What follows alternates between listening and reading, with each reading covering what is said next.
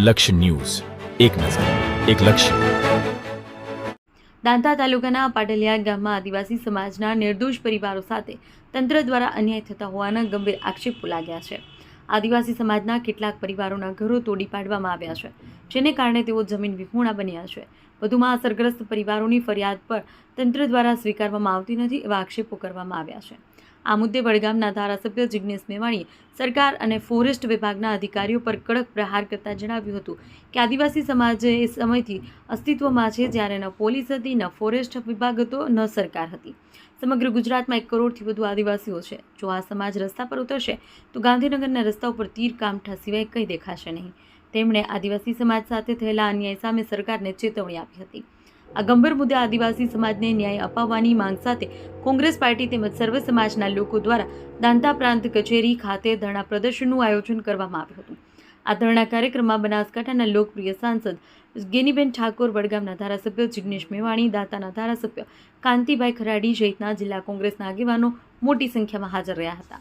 બનાસકાંઠા જિલ્લા કોંગ્રેસ સમિતિના પ્રમુખ તથા પૂર્વ ધારાસભ્ય ગુલાબસિંહ રાજપૂતે જણાવ્યું હતું કે આદિવાસી સમાજ સાથે થયેલા અન્યાય સામે સર્વે એકજૂથ થઈ અવાજ ઉઠાવવો અત્યંત જરૂરી છે.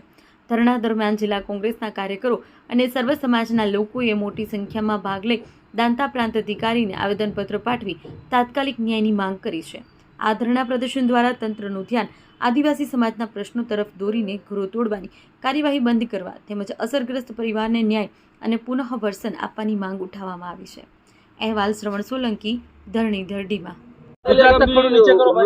ઘટના બાદ આજે દાંતા પ્રાંત કચેરી ખાતે ધરણા કાર્યક્રમ આપ પણ પહોંચ્યા છે. 13 તારીખે દાદા આદિવાસીઓના જે મૂળભૂત અધિકારો, જે પ્રકૃતિ સાથેનો એમનો નાતો અને પરંપરાગત આટલા રાજા રજવાડાથી કરીને અનેક પ્રશાસનો બદલી ગયા, પણ જે એમના હકને અધિકારો જે હતા એ ક્યારે કોઈ છીનવવા માટેના પ્રયત્ન કર્યા નથી.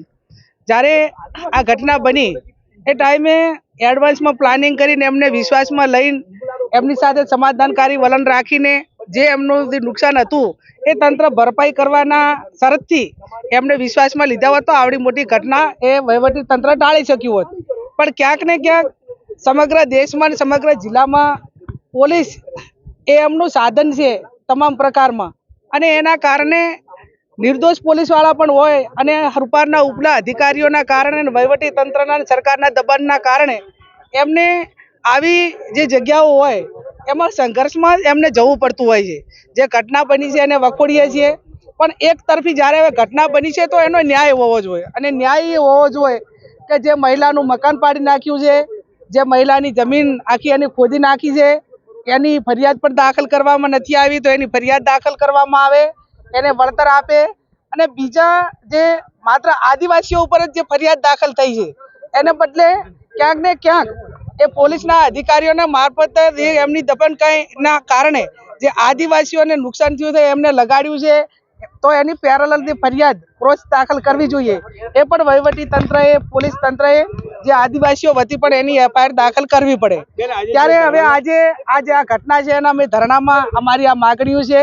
અને આવનાર સમયની અંદર તમે બધાને દબાઈને આવી દબનગીરી કરવા દેશો તો ક્યાંક ડેમોક્રેસી હોય, ક્યાંક વહીવટી તંત્ર હોય, એના ઉપરથી નાગરિકોનો, લોકોનો ભરોસો ઉઠતો જાય છે. માણસ જાય તો ક્યાં જાય કે કોઈ ઘટના ક્રિમિનલ બની હોય તો એ પોલીસ તંત્ર પાસે જાય, કોઈ માગણી હોય તો વહીવટી તંત્ર પાસે જાય. જ્યારે રક્ષકો જ્યારે બક્ષક બની રહ્યા છે ત્યારે ક્યાંક ને ક્યાંક લોકોને ના છૂટકે આજે ધરણા ઉપર આવવું પડ્યું છે. આદિવાસીઓ એકલા નથી, તમામ સમાજો દાંતાના એમની હાથે છે. રાજપૂત સમાજ, ઠાકોર સમાજ, તમામ જે આ એક ભાઈચારાની ભાવના છે કે આજે એમનું દુઃખ છે તો કાલે આમનું હોય. એટલે સમરસતાથી જ્યારે એમના સમર્થનમાં જે સમાજો આવ્યા છે એમને પણ હું આભાર માનું કે દુઃખની ઘડીમાં આદિવાસીઓ એકલાય નથી. આવનાર સમયની અંદર આદિવાસીઓને અને જ્યાં પણ અન્યાય થાય છે ત્યાં ન્યાય નહીં મળે તો કોંગ્રેસ પાર્ટી એમને ન્યાય અપાવવા માટે કાયમી લડી છે અને આવનાર સમયની અંદર પણ લડશે. અને આના માટે પણ જ્યાં સેન્ટ્રલ ગવર્મેન્ટમાંથી કરીને વહીવટી તંત્રમાં જ્યાં ધ્યાન દોરવાનું હોય ત્યાં દોરીને અમે એમની સાથે છીએ. દિવસ છે દાંતા પ્રાંત કચેરી ખાતે સમાજના લોકો એકઠા થયા છે, ધરણાની શરૂઆત થઈ છે, શું કહેશો, શું રણનીતિ? સૌથી પહેલા 13મી તારીખના દિવસે મારા વિસ્તારમાં ઘટના થઈ છે અને ઘટનાનું નામ એટલા માટે હાલતો નથી કે બધા જોઈ લીધું છે. આજે 6થો દિવસ હોવા છતાં પણ આ લોકોએ સત્ય છુપાઈ દીધું છે ને ખોટું છે ઉપર લાવવાની કોશિશ સરકારે કરી રહ્યાના અનુસંધાને મેં ગઈકાલે નહીં ને પરમ દિવસે એવું કહેવામાં આવ્યું તો મેં આવતીકાલ તમારો દિવસ છે, તમે ઘટના આ લોકોને જે એફઆર લેવાની છે હજુ આદિવાસીઓને લાગ્યું છે એફઆર તમે લીધી નથી, અને બાઈ ઉપર જે વિધવા બાઈ છે એના ઉપર માનસિક ત્રાસ આપીને અત્યાચાર કર્યો છે એ અત્યાચારની પણ તમે એફઆર લીધી નથી. એટલે આવતીકાલ માટે તમારો દિવસ છે ને પરમ દિવસે ગુરુવારના દિવસે નહીં કરશો તો પોતે એસડીએમ કચેરી ધરણા ઉપર આ વિસ્તારના તમામ વસ્તી સાથે હું ધરણા ઉપર બેસવાનો એવું મેં એન્ટીમાં પણ આપી દીધું હતું, પણ આ મેઘીને બુરી સરકારે આજ તારીખ સુધી એ બાઈની ફરિયાદ લેવામાં નથી આવી. એ આદિવાસીઓને જે લાગ્યું છે એને દવાખાને નહીં લઈ ગયા એ લોકોને આજ તારીખ સુધી એમની કોઈ એફઆરમાં લેવામાં પણ નથી આવી. એના અનુસંધાને અમે આજે આયા બેઠા છીએ. હું કોંતીભાઈ તરીકે એકલો નથી આવ્યો, પેલી બેન અમર વિધવા છે એ પણ એકલી નથી આવી. બનાસકાંઠાના સર્વે અમીરગઢ હોય, દોતા હોય, હરાદ હોય, સાબરકાંઠા હોય, પોશીના હોય, ખેડબ્રહ્મા દરેક વિસ્તારના હજુ તો આટલા જ છે. હજુ અમે આ ઉત્તર જે પૂર્વ પટ્ટી કેટલા જ છે. જ્યાં સુધી આ સરકાર નહીં નિર્ણય આવશે ત્યાં સુધી અમને ન્યાય ના મળે ત્યાં સુધી સમગ્ર અંબાજીથી મળે એક ટાઈમ અંબાજીથી મળે ઉમરગામ સુધી આદિવાસીઓ ભેગા થવા માટે તૈયાર છે. ને ગઈકાલે મેં સમગ્ર સમાજે 18 વર્ષને આમંત્રણ આપ્યું હતું ને આજની તારીખની અંદર એકલા આદિવાસી નથી આવ્યા, એકલા આદિવાસીઓને મુશ્કેલી નથી. અંબાજી આજુબાજુ જે રહેતા તમામ જાતિના જે લોકો છે એ લોકોને કાયમી માટે હેરાન કરવામાં આવે છે. એના માટે આજે અમે અહીંયા આવ્યા છે, પણ અત્યારે બેઠા છીએ. હજુ એ લોકોને કહીએ છીએ વહેલામાં વહેલી તકે અમારો ન્યાય આપો, નહીં આપશો તો અમે બેઠા રહીશું. અર્જુન મોઢવાડિયાનું કેવું છે કે એ જગ્યા ઉપર કોઈ માંગણી નથી કરી, કોઈનો ક્લેમ છે નહીં.